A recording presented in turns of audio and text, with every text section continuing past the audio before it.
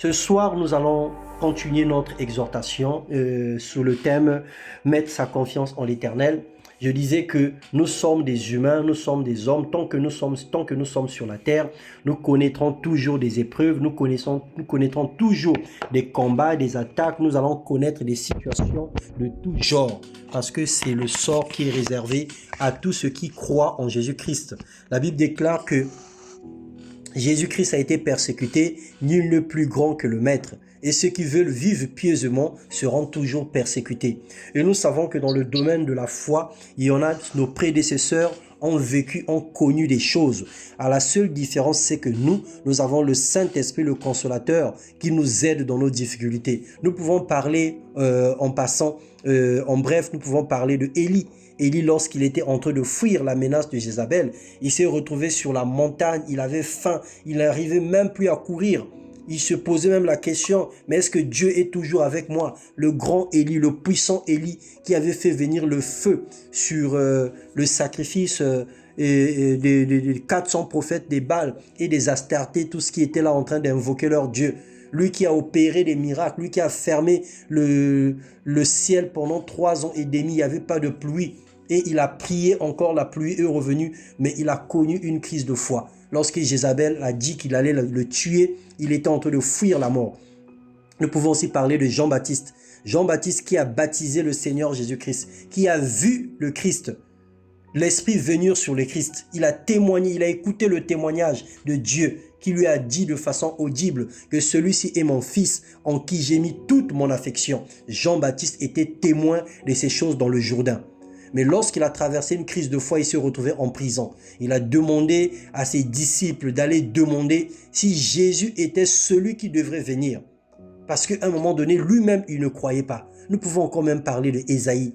Ésaïe, 400 ans avant la naissance de Jésus-Christ, qui avait annoncé qu'il était Emmanuel, le Dieu parmi nous. Une vierge devrait tomber enceinte et devrait donner naissance à un enfant. Et celui-là, on devait l'appeler Emmanuel, le Dieu parmi nous. Ésaïe qui annonçait ces choses. Au bout d'un moment donné, il ne croyait plus à cela. Donc, ça s'appelle des crises de foi. Donc, nous sommes en train de parler de mettre sa confiance en l'Éternel. Le premier jour, nous avons parlé de consulter Dieu et nous avons développé les moyens dont Dieu se sert de nous parler. Nous avons dit que Dieu parle premièrement par sa parole, Dieu parle par ses serviteurs, Dieu parle par le concours de circonstances, Dieu parle par les songes, par des visions, par des prophéties. Et le Seigneur parle. Et nous devons développer notre écoute. Nous devons développer notre sensibilité par rapport aux moyens que l'Éternel utilise pour nous parler afin que nous puissions écouter la voix de Dieu. Et hier, nous avons parlé d'espérer en Dieu. Comment vivre une crise de foi et la réponse de Dieu dans cette crise. Nous avons parlé de Job. Job qui a connu une épreuve difficile mais qui n'avait pas failli. Il est resté ferme, il n'avait pas trahi son alliance avec Dieu. Nous avons parlé d'Abraham qui, après un certain temps de vieillesse, oppressé par sa femme, a accepté de faire un enfant avec la servante de Sarah parce qu'il était désespéré.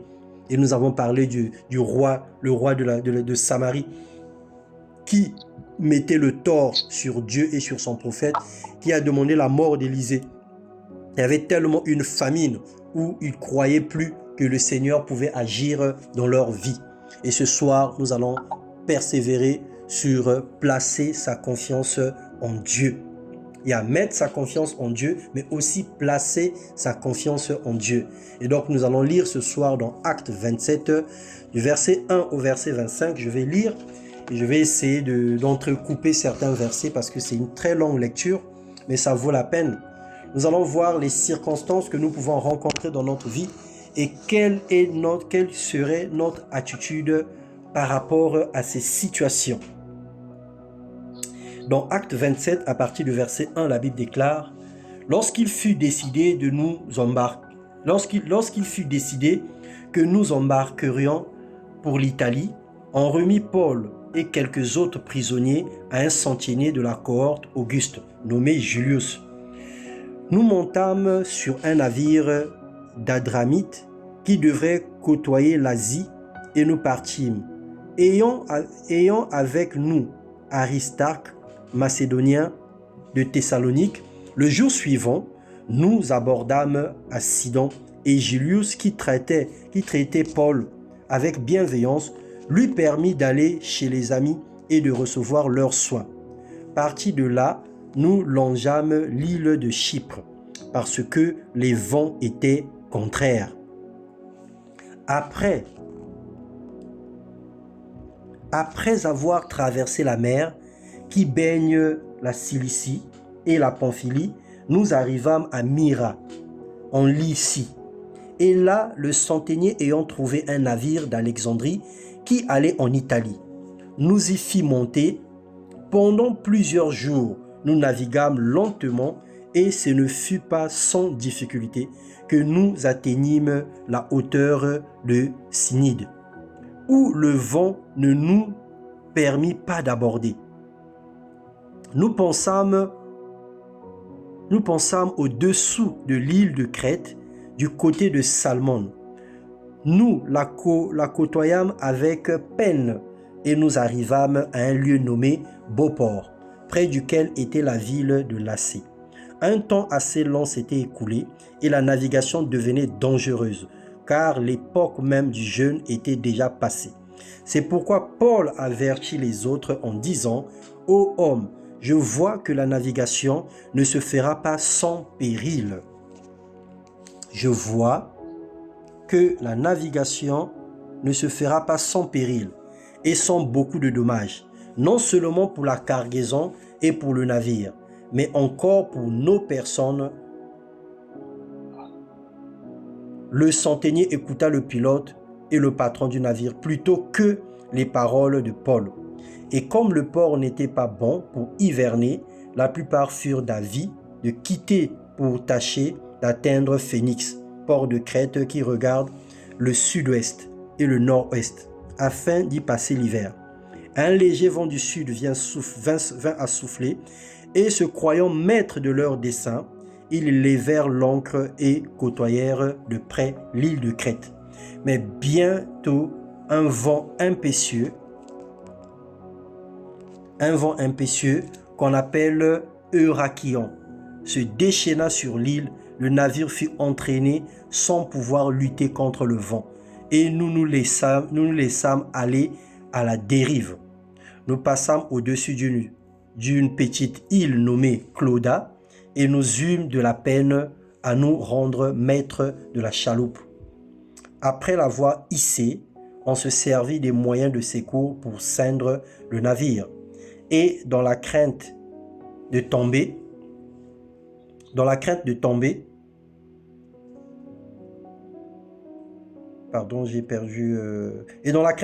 sur la Syrte, on abaissa les voiles. C'est ainsi qu'on se laissa emporter par le vent. Comme nous étions violemment battus de la tempête, le lendemain, on jeta la cargaison à la mer. Et le troisième jour, nous y lançâmes de nos propres mains les agrès du navire. Le soleil et les étoiles ne parurent pas pendant plusieurs jours, et la tempête était si forte.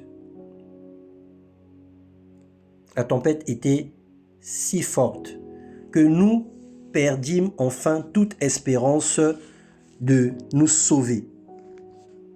On n'avait pas mangé depuis longtemps.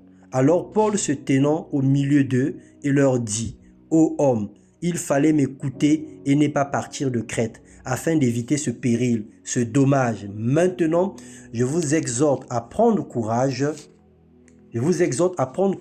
car aucun de vous ne périra, et il n'y aura de perte que celle de navire.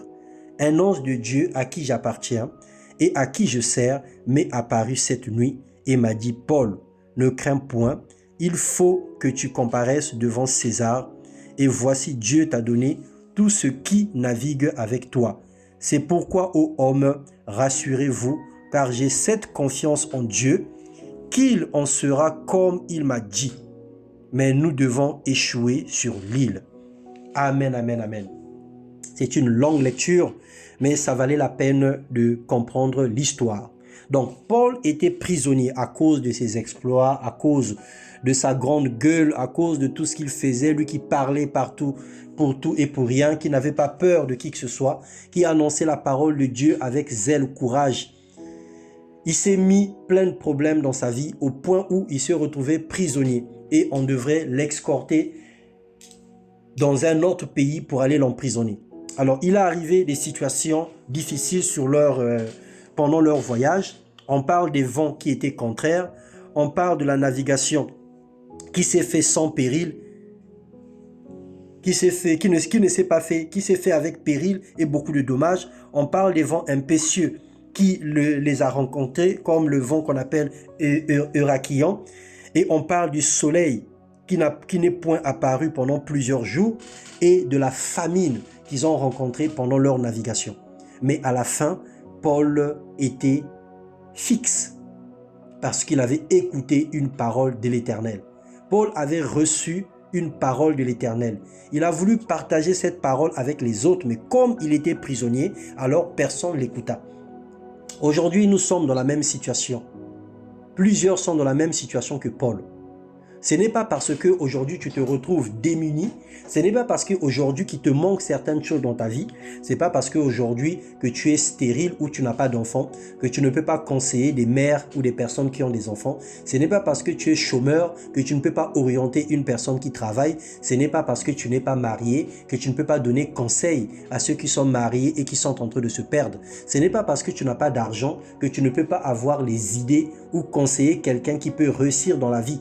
Et souvent, nous jugeons les personnes à cause de ce qu'ils ont ou à cause de ce qu'ils sont. Lorsque nous voyons une personne de forme physique pas agréable ou encore de conditions sociales médiocres, nous méprisons la parole de ces personnes. Alors que nous savons que Dieu parle tantôt d'une manière, tantôt d'une autre. Le Seigneur avait choisi le jour-là même pour leur sauver de tout le péril qu'ils ont vécu. Le Seigneur avait choisi son serviteur Paul pour leur parler.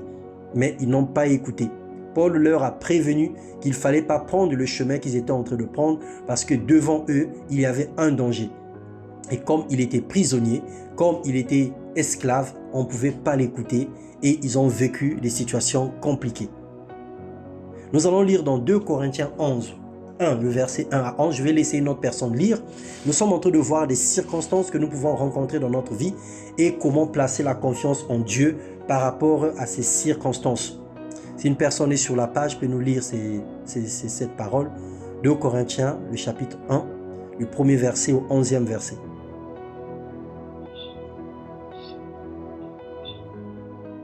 Je lis au nom de Jésus. Amen. 2 Corinthiens 11, verset 1 à 11. Non, 2 Corinthiens 1, de 1 à 11. Ah oui.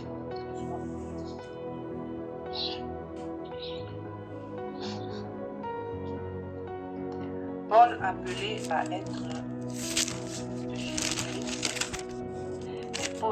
Paul appelé à être apôtre de Jésus-Christ par la volonté de Dieu et le frère Sostène.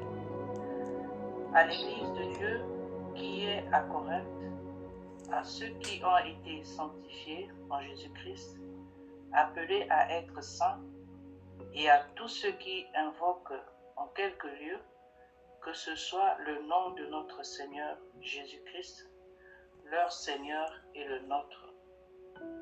Que la grâce et la paix vous soient données de la part de Dieu, notre Père et du Seigneur Jésus-Christ. Je rends à mon Dieu de continuer l'action de grâce à votre sujet pour la grâce de Dieu qui vous a été accordée en Jésus-Christ, car en lui vous avez été comblés de toutes les richesses qui concernent la parole et la connaissance. Les témoignages de Christ ayant été solidement établis parmi vous, de sorte qu'il ne vous manque aucun don dans l'attente où vous êtes de la manifestation de notre Seigneur Jésus-Christ. Il vous affermira aussi jusqu'à la fin, pour que vous soyez irréprochables au jour de notre Seigneur Jésus-Christ. Dieu est fidèle, lui qui vous a appelés à la communion de son Fils, Jésus-Christ notre Seigneur. Je vous exhorte, frères, par le nom de notre Seigneur Jésus-Christ, à tenir tous un même langage et à ne point avoir de division parmi vous, mais à être parfaitement unis dans un même esprit et dans un même sentiment. Car, mes frères, j'ai appris à votre sujet par les gens de Chloé qu'il y a des disputes au milieu de vous. Amen. Amen, amen. C'était pas le 2 Corinthiens 1. Mais j'ai aimé cette lecture. Non.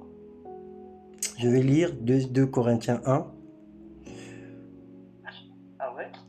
Paul, apôtre de Jésus-Christ, par la volonté de Dieu, et le frère Timothée à l'église de Dieu qui est à Corinthe, et à tous les saints qui sont dans toute l'Achaïe, et la grâce de Dieu vous soit donnée. En fait, c'est juste une autre version. Je vais lire dans ma version. Béni soit le Dieu, le Père de notre Seigneur Jésus-Christ, le Père de miséricorde, le Dieu de toute consolation, qui nous console dans toutes nos afflictions, afin que par la consolation dont nous sommes l'objet de la part de Dieu, nous puissions consoler ceux qui se trouvent dans quelques afflictions. Car de même que les souffrances de Christ abondent en nous, de même notre consolation abonde par Christ. Si nous sommes affligés, c'est pour votre consolation et pour votre salut. Si nous sommes consolés, c'est pour votre consolation qui se réalise par la patience à supporter même les souffrances que nous endurons, et notre espérance à votre égard est ferme, parce que nous savons que si vous avez part aux souffrances, vous avez part aussi à la consolation. Nous ne voulons pas en effet vous laisser ignorer, frères, au sujet de la tribulation qui nous est survenue en Asie, que nous n'avons été excessivement accablés au-delà de nos forces, de telle sorte que nous désespérions même à conserver la vie, et nous regardions comme certains notre arrêt de mort, afin de ne pas placer notre confiance en nous-mêmes, mais de la placer en Dieu, qui ressuscite les morts. C'est lui qui nous a délivrés et qui nous délivrera d'une telle mort, lui de qui nous espérons et qui nous délivrera encore, vous-même aussi, nous assistons de vos prières, afin que la grâce obtenue pour nous par plusieurs soit pour plusieurs une occasion de rendre grâce à notre Dieu. Amen, amen. Donc, ça c'est la suite de ce que nous avons lu dans le résumé en fait de ce que nous avons lu dans Actes, le chapitre 27. C'est Paul qui raconte, après avoir survécu cette épreuve, c'est Paul qui raconte une fois de plus encore ce qu'il avait vécu quand il était en Asie. Donc pendant sa déportation, pendant ce voyage où il a été transporté comme prisonnier, Paul a connu beaucoup de situations, des difficultés. Il y a eu des vents. Aujourd'hui, les vents impétueux, le trouble, la famine, toutes ces choses-là symbolisent les différentes situations que nous traversons, les différentes situations que nous rencontrons dans notre vie quotidienne. Chacun de nous aujourd'hui a un lot. Peu importe le confort que tu as aujourd'hui, peu importe la vie que tu mènes aujourd'hui, peu importe ce qui semble être le bonheur aujourd'hui dans ta vie, il y a quelque part un vide à l'intérieur de toi. Il y a quelque part quelque chose qui te manque. Il y a quelque part quelque chose qui fait que chaque jour, tu viens dans la présence de Dieu. Au début, tu pouvais pleurer un enfant. Et maintenant que tu as eu un enfant, alors il faille que tu élèves cet enfant. Tu peux être confronté à des difficultés financières. Tu peux être confronté à des problèmes de santé liés même à la naissance de cet enfant, liés même à la vie de cet enfant. Tu peux être confronté à beaucoup de difficultés ou même un enfant que tu as élevé qui commence à se rebeller, qui change de comportement et qui fait que chaque jour tu verses des larmes. Au départ, c'était le besoin de la maternité. On peut même aller plus loin. Au départ, c'était le besoin du mariage. Le Seigneur t'a donné le mariage et tu as prié pour un enfant. Maintenant que tu as eu un enfant, aujourd'hui tu continues à prier parce que cet enfant il soit malade ou cet enfant est devenu rebelle, ne te respecte même plus et tu pleures tous les jours pour la vie de cet enfant. Et donc chaque fois, chaque moment, à tout moment, nous connaîtrons toujours des situations où nous allons avoir besoin de Dieu. Et c'est le sort de tous les enfants de Dieu. Tenez-vous tranquille, nous n'allons pas passer un seul jour sur la terre ou une seule séquence de notre vie, une seule saison, sans pourtant que nous ayons besoin de Dieu. il y a des situations où Dieu le permet. Dieu met le vide dans nos cœurs pour que nous puissions le chercher. Parce que Dieu sait de quoi l'homme est fait. Si nous avons tout ce que nos cœurs désirent aujourd'hui, plusieurs personnes vont arrêter de prier. Combien de personnes, un simple voyage à l'étranger, en Europe ou en Amérique, leur a fait cesser de croire en Dieu? Combien de personnes, un mariage les a fait arrêter de prier? Combien de personnes, un travail a fait qu'ils disparaissent dans les églises? On le voit plus. Quand il était chômeur, c'était le meilleur des intercesseurs. C'est lui qui était là matin, midi, soir, qui était toujours là dans le jeûne, dans la prière, qui était toujours là en train de servir Dieu. Mais depuis qu'il a eu le travail, depuis qu'il a un portefeuille un peu volumineux, on ne le voit même plus à l'église. Combien de personnes aujourd'hui, où un simple changement dans leur vie a emmené la séparation avec l'Éternel. Donc Dieu nous connaît. Et dans son amour, il permet qu'à tout moment que nous ayons une situation. Ce n'est pas lui qui est l'auteur de tous ces malheurs, mais parfois il le permet. Il permet que ça arrive pour que nous puissions voir sa gloire. Et étape après étape, nous marchons avec le Seigneur, nous faisons notre pas jusqu'à ce que la délivrance arrive dans notre vie. Et ce soir, le Seigneur est en train de nous exhorter de placer sa confiance en lui. Quel que soit ce que tu traverses aujourd'hui, quel que soit ce que tu vis en ce moment, place ta confiance en l'Éternel. Et ce soir, notre modèle par rapport à cette situation, c'est l'apôtre Paul. L'apôtre Paul a connu pire. Pendant qu'il était prisonnier, pendant qu'il avait les chaînes dans les bras, il n'a pas hésité de donner le message de Dieu. Il pouvait dire, ouais, ces personnes m'ont enchaîné, ces personnes m'ont fait prisonnier, ça tombe bien, c'est bien fait pour eux, ils vont périr parce que ce que le Seigneur est en train de me montrer, ça va les frapper fort. Il pouvait dire ça. Combien d'entre nous, lorsque nous sommes attaqués, lorsque nous sommes victimes de situations, nous sommes même prêts à invoquer le feu. Ah Seigneur, cette personne m'a fait du mal. Vraiment Seigneur, il faut que tu te lèves dans ma vie. Il faut que tu punisses cette personne. Il faut que tu combattes cette personne. Le Seigneur combat pour nous tous les jours, des combats visibles et invisibles. Le Seigneur nous aime et nous protège. Les épreuves qui arrivent dans notre vie, ce que nous devons demander, ce que nous devons implorer, c'est notre sécurité, c'est notre protection, c'est notre délivrance. Nous ne demandons pas la mort de nos ennemis. Nous ne demandons pas que le Seigneur vienne frapper nos ennemis.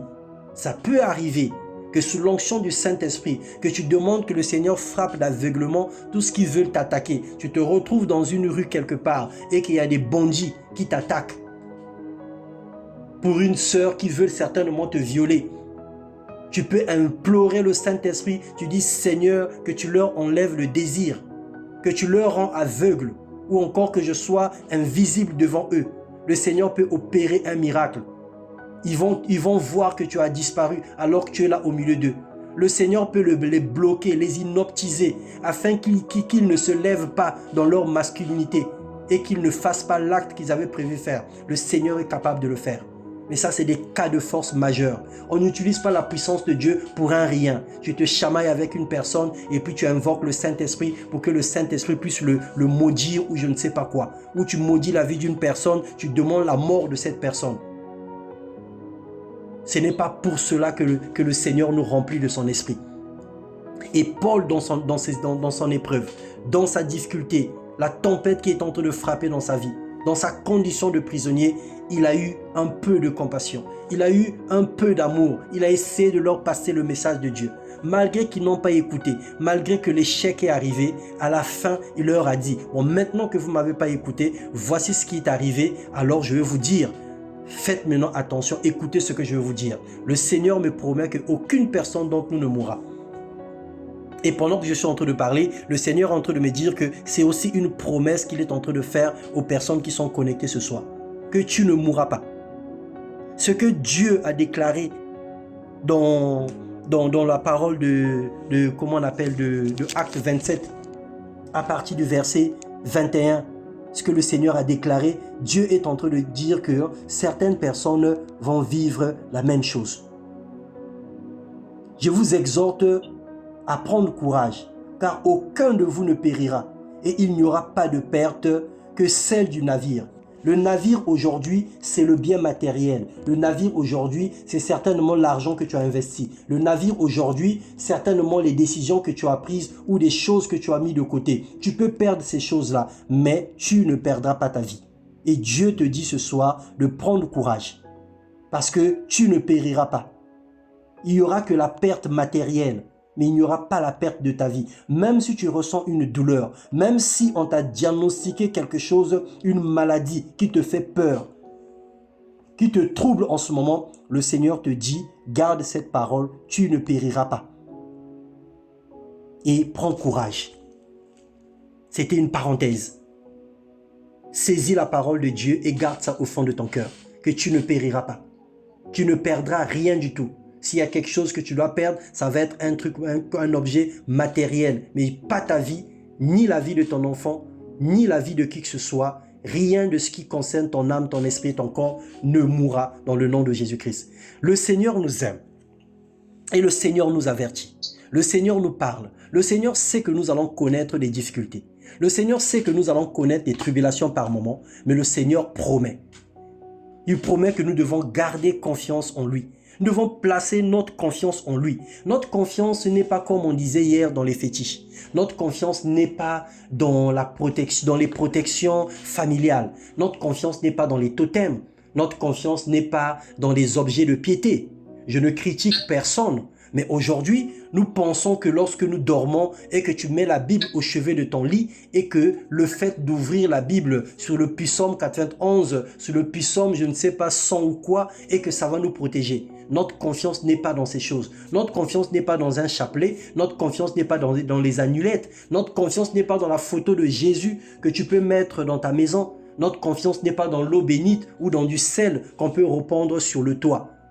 Notre confiance est en l'Éternel seul.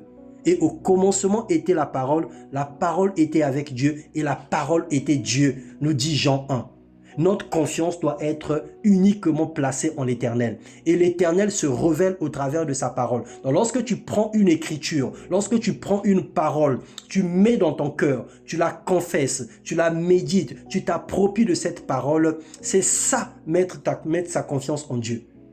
C'est comme ça qu'on place sa confiance en Dieu. Tu as quelle situation dans ta vie? Tu as une situation de maladie. Qu'est-ce que Dieu dit sur ma maladie? Le Seigneur dit, et par ses meurtrissures, nous avons été guéris. Il a souffert à la croix pour que moi, je ne souffre plus. Alors Seigneur, aujourd'hui là, dans la souffrance que je traverse là, je te le confie. Parce que ce que tu as dit, tu n'es pas un homme pour mentir ni un fiston pour se repentir. Tu crois à cette parole, tu l'acceptes, tu marches avec elle. Même si ça prend un peu plus de temps que prévu, mais tu continues à te comporter comme Job. Tu ne perds pas courage parce qu'à la fin, la gloire à venir est plus que les souffrances du temps présent. Ce que le Seigneur fait dans nos vies en retour est plus que les souffrances du temps présent. Et je vous ai parlé avant-hier des sœurs qui avaient perdu leur maman. Ce que leur vie est devenue aujourd'hui. Si leur maman n'était pas morte certainement en ce moment-là, les enfants-là n'auront pas la situation qu'elles ont aujourd'hui.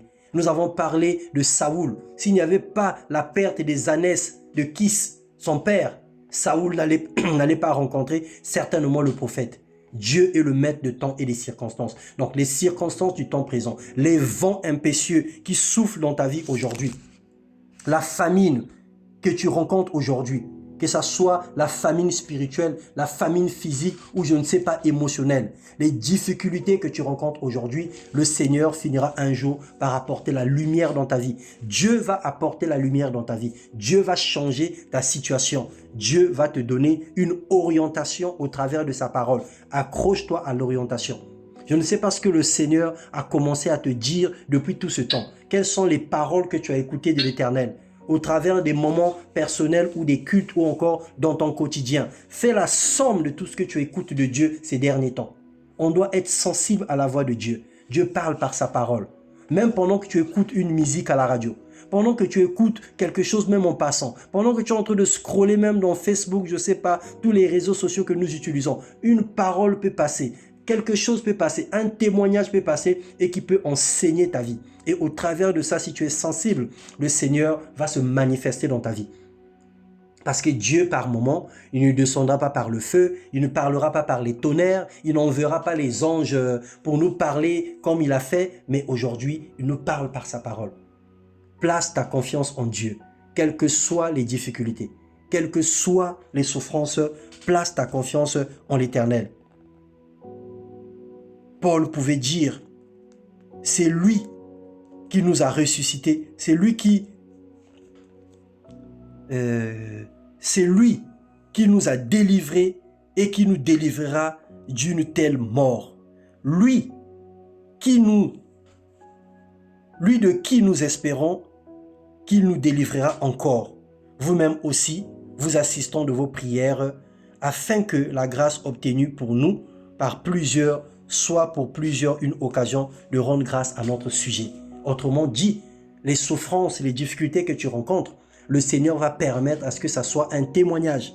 Parce que lui, c'est celui qui nous ressuscite. C'est celui qui nous délivre. C'est celui qui nous guérit. Donc nous ne voulons pas, en effet, vous laisser ignorer, frères, au sujet de la tribulation qui nous est survenue en Asie. Paul a raconté les difficultés qu'il a traversées. Et il ne veut pas que nous ignorions les souffrances qu'il a rencontrées. Il nous partage son expérience pour nous dire que tout ce qu'il a vécu à la fin, ce n'était ni par la force ni par la puissance, ce n'était ni par l'intelligence des navigateurs ou du capitaine du bateau, mais c'était par la souveraineté de Dieu, c'était par la puissance de Dieu. Ils étaient tellement accablés au-delà de leur force, de telle sorte qu'ils ont désespéré même à conserver la vie. Il arrive des moments où tu es tellement fatigué par la situation, tu commences même à dire à Dieu, Seigneur, prends mon âme. Combien de personnes n'ont pas fait cette prière? Seigneur, prends mon âme. Seigneur, je n'arrive pas. Prends mon âme, Seigneur. Prends mon âme. C'est trop dur pour moi. Tu demandes la mort à Dieu parce que tu es en train de traverser une crise de foi. Tu es en train de traverser une épreuve douloureuse et tu demandes la mort. Job en a connu. Le pire, il n'avait pas demandé la mort. Il n'avait pas insulté Dieu. Il n'avait pas régné Dieu. Il est resté fidèle et ferme à la parole de Dieu. Ce soir, le Seigneur nous exhorte. Quel que soit ce que tu rencontres dans ta vie, chacun de nous a son témoignage. Chacun de nous a son expérience. Chacun de nous a son chemin. Il y en a ceux qui pleurent tous les jours. Ils pleurent à cause de leur foyer. Ils pleurent à cause de leurs enfants. Ils pleurent à cause même du boulot qu'ils ont. Plusieurs, cependant, sont en train de chercher le boulot. Mais toi, tu as un boulot, mais tu pleures à cause de ce boulot parce que c'est trop dur. Tu rencontres et tu vis des choses incroyables. Il y en a ceux qui pleurent leurs conditions. Pourquoi je suis homme? Pourquoi je suis femme? Pourquoi je suis petite sœur? Pourquoi je suis grande sœur? Pourquoi je suis grand frère? Le simple fait que tu sois aîné, tous les problèmes de la famille, c'est maintenant sur toi. Plusieurs personnes pleurent leur âge. Lorsque nous grandissions, à 20 ans, à 25 ans, à 30 ans, tout allait bien. On dépasse la quarantaine. Maintenant qu'on a plus de 50 ans, maintenant qu'on arrive vers 60 ans, c'est toutes les vieilles personnes qui deviennent des sorcières. Dès que tu as des cheveux blancs, c'est toi qui es maintenant le sorcier de la famille. On commence à te regarder avec des mauvais yeux. On commence à te jeter des pierres n'importe comment. Et tu es malheureux. Tu pleures pour ton âge. Tu dis, mais Seigneur, pourquoi j'ai vieilli? Je serais resté jeune. Je n'allais pas avoir ce genre d'accusation. Plusieurs pleurent à cause même de la richesse. Tu étais pauvre ou tu n'avais rien. Le Seigneur t'a béni. Depuis que le Seigneur t'a béni, c'est toi qui es devenu le franc-maçon dans la famille. C'est toi qui es devenu le magicien de la famille qui mange, qui bouffe maintenant les gens.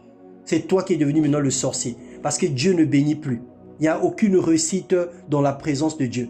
Tous ceux qui ont réussi, ils ont certainement touché au feu étranger. Le monde est compliqué. Et la vie est tellement difficile. Mais plaçons notre confiance en l'Éternel. Dieu est le seul qui nous délivre. Il est le seul qui est le juste juge. Quelles que soient les accusations portées sur nous, quelles que soient les situations, quelles que soient les situations dont on peut traverser, le Seigneur seul est notre juge. Lui seul peut venir nous secourir. Ne méditons pas notre propre défense. Ne cherchons pas à nous défendre gratuitement, mais laissons Dieu parler pour nous. Laissons Dieu parler pour nous. Même dans ton silence, le Seigneur parle.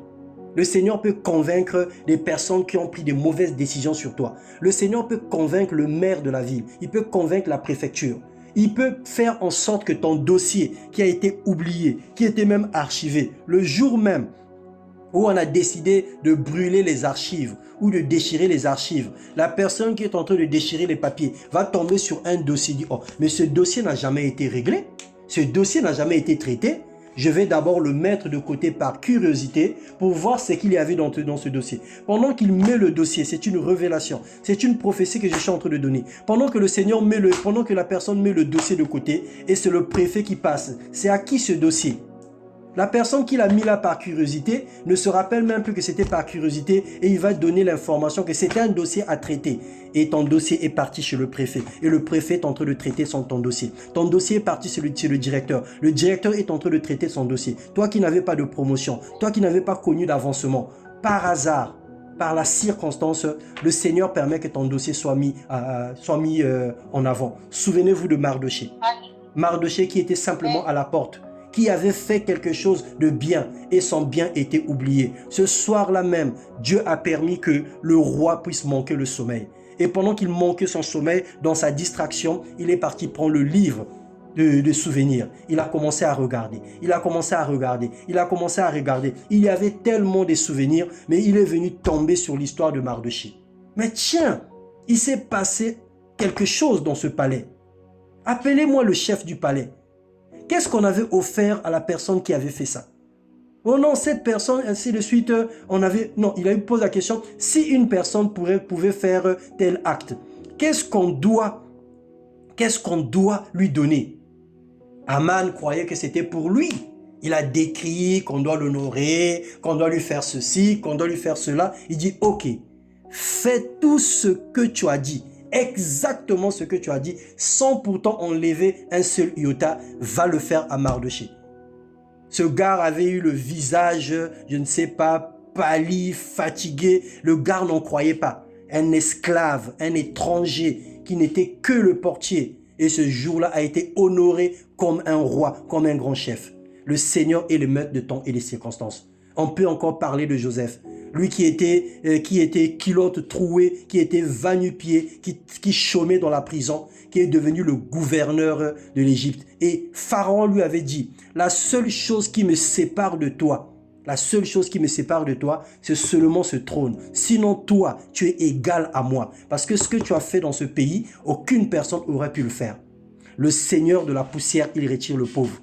Du fumier, il relève l'indigent. Il les fait asseoir avec les grands et il leur donne en partage un trône de gloire.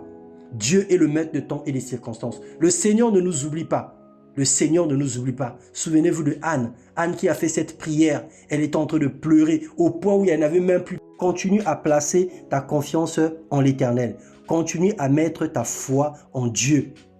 Il n'est pas un homme pour mentir, ni un fiston pour se repentir. Une personne va nous lire Psaume 78, le verset 5 à 7, et nous allons nous arrêter par là. Psaume 78, le verset 5 au verset 7. Lisons au nom du Seigneur. Amen. Il a établi un témoignage en Jacob. Il a mis une loi en Israël. Et il a ordonné à nos pères de l'enseigner à leurs enfants, pour qu'elle fût connue de la génération future, des enfants qui naîtraient, et que devenus grands, ils en parlassent à leurs enfants, afin qu'ils misent en Dieu leur confiance, qu'ils n'oubliassent pas les œuvres de Dieu, et qu'ils observassent ses commandements. Amen. Amen, amen. Alors c'est David qui parlait. Le Seigneur avait opéré des grandes choses en Israël. Et il avait dit aux enfants d'Israël que ce que vous avez appris de moi, tout ce que vous avez vu, vous allez enseigner ces choses partout là où vous allez partir. Vous allez raconter ces choses à vos enfants. Vous allez le témoigner afin que de génération en génération, et même ceux qui vont venir, qu'ils ne puissent pas oublier qu'il y a un Dieu puissant, il y a un Dieu en qui, lorsque vous avez mis votre confiance, il intervient. Celui qui a ouvert la mer Rouge en deux, celui qui a fait tomber du ciel la manne, celui qui a délivré de la main de Pharaon, celui qui a délivré de tous les ennemis qui occupaient la terre promise, celui qui a béni les enfants d'Israël, qui étaient 400 ans en esclavage. Et le Seigneur a écouté leurs souffrances et il a interrompu notre appartenance à Dieu lorsque nous savons raconter les œuvres de l'Éternel. Et le Seigneur te dit ce soir, tu vivras, tu ne mourras pas et tu raconteras les œuvres de l'Éternel. Le Seigneur va faire une œuvre dans ta vie. Le Seigneur va te garder en vie. Il va faire une œuvre en toi et cette œuvre, tu la raconteras. En fait, Dieu te garde en vie pour que tu racontes cette œuvre. Tu es vivant, tu es vivante pour que tu racontes cette œuvre. Et il dit, tu ne mourras pas, tu vivras et tu raconteras les œuvres de l'Éternel. Alors, n'aie pas peur ce soir. Quel que soit le diagnostic médical, quel que soit le problème que tu traverses, quel que soit le blocage, quel que soit le nom de la situation, le nom de Jésus-Christ est au-dessus de tous les noms. Et nous avons dit que le nom de Jésus, de l'Éternel est une tour forte. De même que les montagnes entourent Jérusalem, c'est le même que l'Éternel entoure son peuple. Et Dieu nous délivre de tous les combats. Quel que soit le géant de la famille qui s'est levé contre toi, qui a bloqué ta progéniture, qui a bloqué tes finances, qui a bloqué ta santé, qui a bloqué ta vie dans tout genre, le Seigneur va se lever et il va nous délivrer dans le nom puissant de Jésus-Christ. Alors nous allons prier le Seigneur ce soir.